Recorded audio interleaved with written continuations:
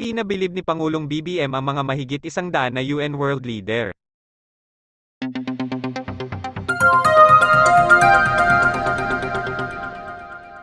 Ito ang balita ng Bayan Update.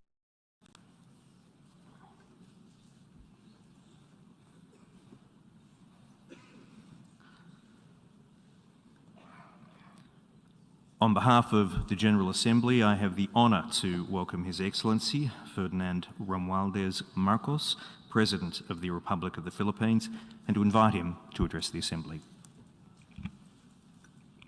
Mr. President, Excellencies, I am Ferdinand Marcos, and I am the President of the Republic of the Philippines.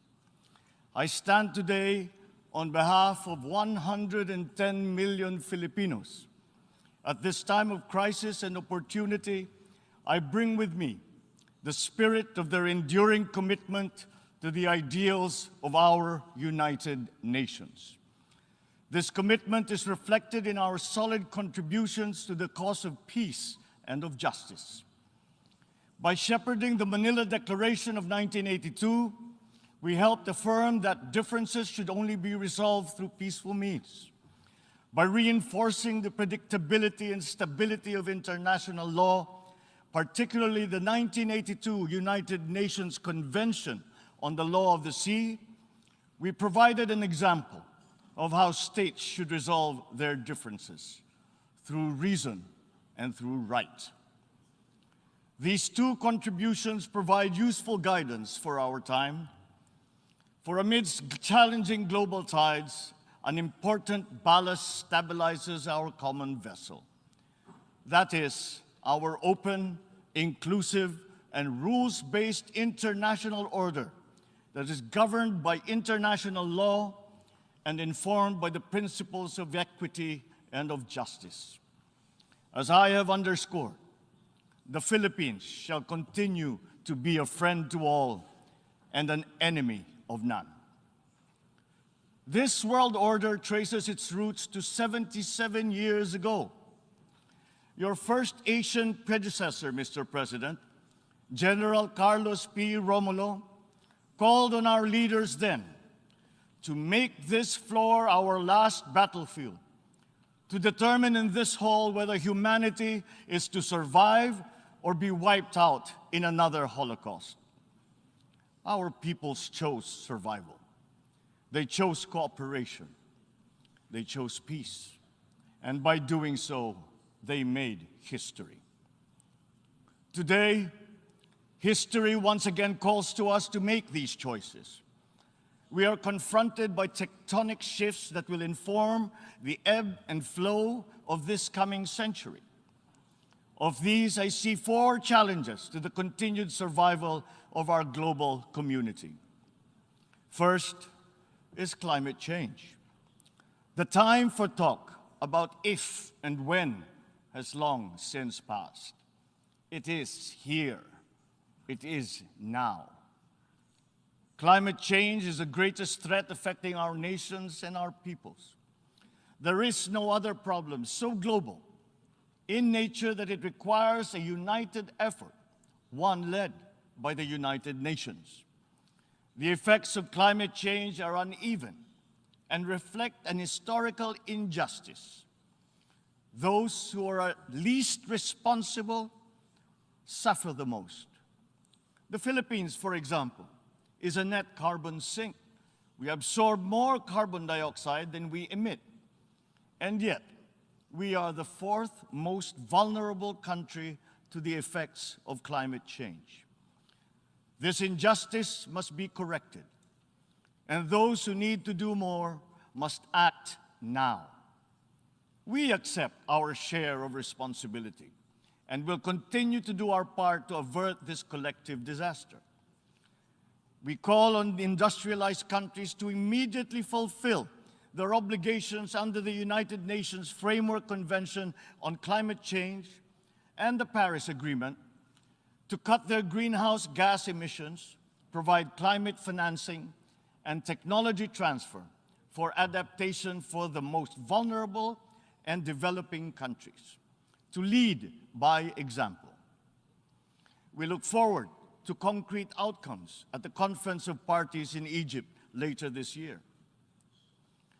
When future generations look back, let them not ask why we did not take this opportunity to turn the tide. Why did we continue in our profligate ways until it was too late? This threat knows no borders, no social class, nor any geopolitical consideration. How we address it will be the true test of our time.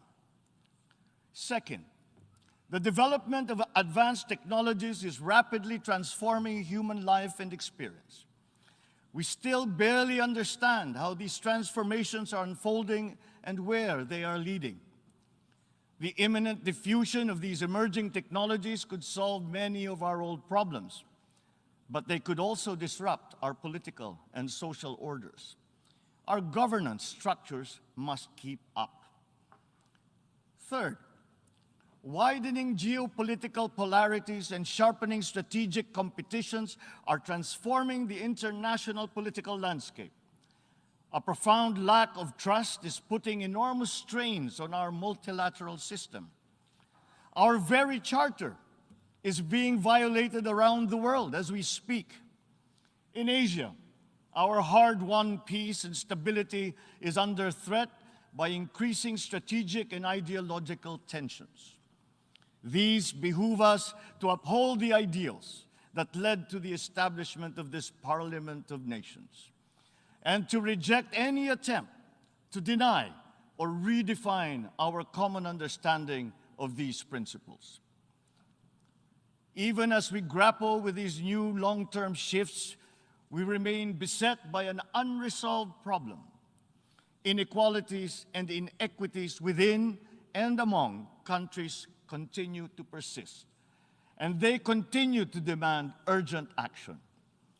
Therein lies our fourth transcendent challenge. This injustice was evident during the pandemic, when the richer nations immediately received vaccines at the expense of the have-nots. We see, for example, the dangers of this lurking in the persistent digital divide and in ballooning debt burdens. As we awaken from the economic stupor caused by the pandemic, we must reinvigorate the world economy.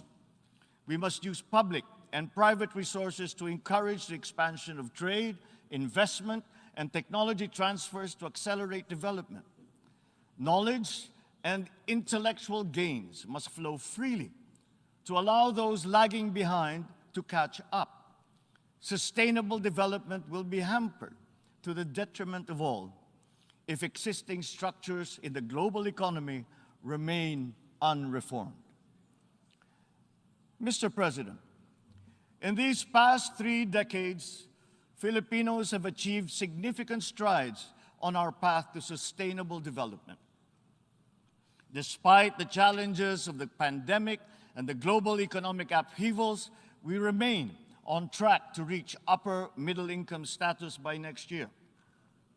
With steady investment in food, public health, education, and other social services, we expect to become a moderately prosperous country by 2040. I am confident that we will achieve this vision. Iyong makatangap ng update na balita, kailangan po nating i-like at i-subscribe ang ating channel.